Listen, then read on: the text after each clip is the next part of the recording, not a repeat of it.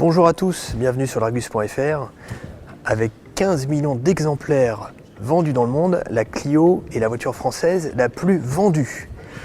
Et la 4e génération qui a été lancée à l'automne 2012 va laisser place prochainement à la 5e génération que voici. Alors design, vie à bord, qualité et technologie, on vous dit tout sur cette nouvelle génération. C'est parti.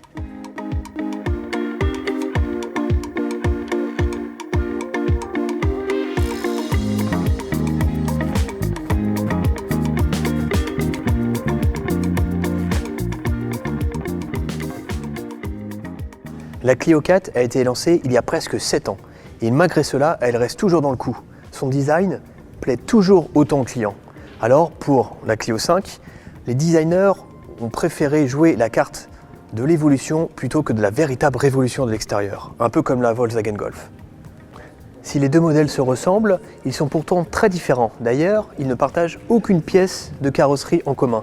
Et la nouvelle Clio repose sur une toute nouvelle plateforme qui est plus légère d'environ 50 kg par rapport à l'ancienne. La Clio 5 par rapport à l'ancienne gagne en maturité au niveau du style, mais surtout en agressivité. On retrouve une calandre plus large, un capot plus nervuré, un nouveau bloc optique dont le style s'inspire vraiment de celui de la Mégane 4 avec ce crochet. Une nouvelle signature lumineuse et il faut savoir que toutes les versions auront des feux à LED, donc ça dès la version de base. Pour le reste du style, on retrouve encore des poignées de porte arrière intégrées dans les montants.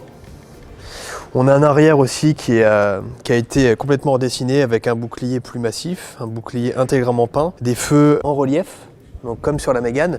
Donc on peut dire vraiment que la Clio 5 gagne vraiment en qualité par rapport à l'ancien modèle. Mais la vraie révolution se trouve à l'intérieur, venez voir avec moi.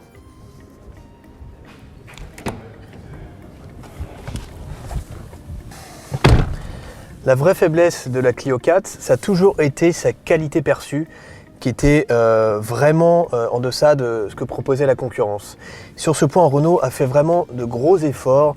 On voit la qualité perçue, la qualité des matériaux s'est nettement améliorée. On a des plastiques moussés sur la planche de bord, on a un intérieur plus agréable, beaucoup mieux fini. Donc sur ce point, c'est vraiment une réussite. Renault ne s'est pas contenté de retravailler la qualité, ils ont aussi entièrement redessiné l'intérieur, donc une toute nouvelle planche de bord. Alors on est ici dans une version intense, qui est plutôt une version haut de gamme, avec toutes les options possibles. Donc là, on peut voir tous les équipements qu'on peut avoir dans la nouvelle Clio. Ça commence par une instrumentation entièrement numérique. Donc les compteurs aiguilles seront proposés sur la version d'entrée de gamme. Sur la version intermédiaire ou haut de gamme, on pourra avoir un écran de 7 pouces ou de 10 pouces, dont l'affichage est entièrement personnalisable. Donc on peut avoir par exemple le GPS, changer les compteurs, avoir des informations sur la radio, sur la conduite. Mais le gros morceau, vraiment la chose la plus impressionnante dans la Clio, c'est quand même cette dalle numérique, cet écran central, donc, qui affiche ici une taille de 9,3 pouces. Donc c'est vraiment l'un des écrans les plus grands du segment. Il repose sur un nouveau système multimédia EasyLink, entièrement nouveau, donc qui est une évolution du AirLink. Tout l'affichage est personnalisable, donc on voit déjà que l'écran est très réactif, vraiment comme un smartphone. On peut contrôler le GPS, toutes les informations. Il y a beaucoup de services connectés, d'applications, des mises à jour qui sont à distance. Donc là-dessus, ça c'est vraiment un gros point positif, une grosse évolution. Dans le reste aussi, ce qu'on apprécie, c'est que Renault ait gardé des commandes physiques pour les réglages de la climatisation, donc ça c'est quand même bien pratique. On a aussi un levier de vitesse qui est placé en hauteur, donc qui est plus accessible.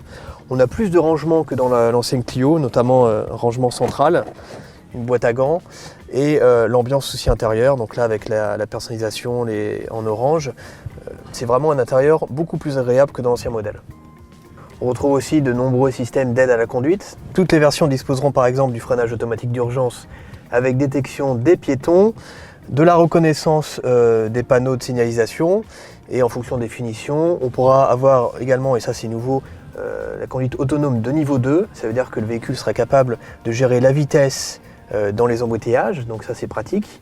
On pourra également avoir la caméra 360 degrés pour pouvoir se garer plus facilement, ou encore la surveillance des angles morts. Donc tout ça, c'est des équipements qui sont nouveaux sur la Clio, qui seront proposés en série ou en version, selon les finitions.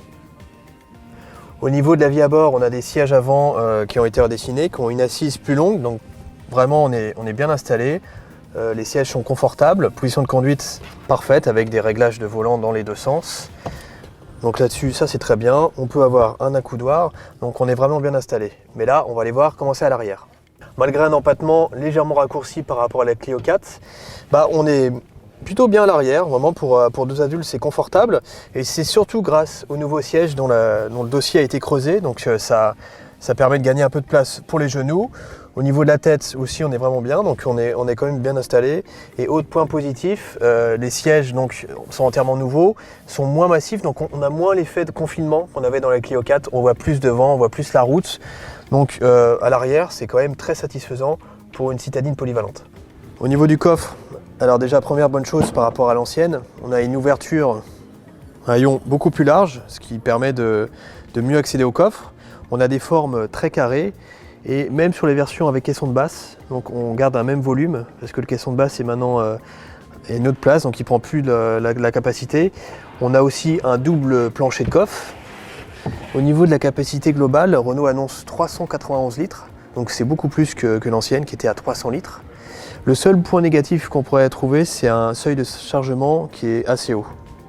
La Clio 5 sera lancée dès cet été en France et une version hybride sera lancée au premier trimestre 2020. Donc elle sera le premier modèle Renault à avoir ce genre de motorisation. En tout cas, pour nous, c'est vraiment une bonne surprise. Cette Clio, elle a gardé tous les points positifs de l'ancien modèle, notamment en termes de style, tout en corrigeant ses principales faiblesses, sa principale faiblesse qui était la qualité perçue. On a aujourd'hui une voiture qui reste jolie, mais qui est donc mieux finie, plus connectée, plus technologique. Mais il faudra faire attention à la nouvelle Peugeot 208 qui sera prochainement dévoilée et qui s'annonce également très prometteuse. Ça nous promet un beau match à suivre bientôt sur Argus.fr.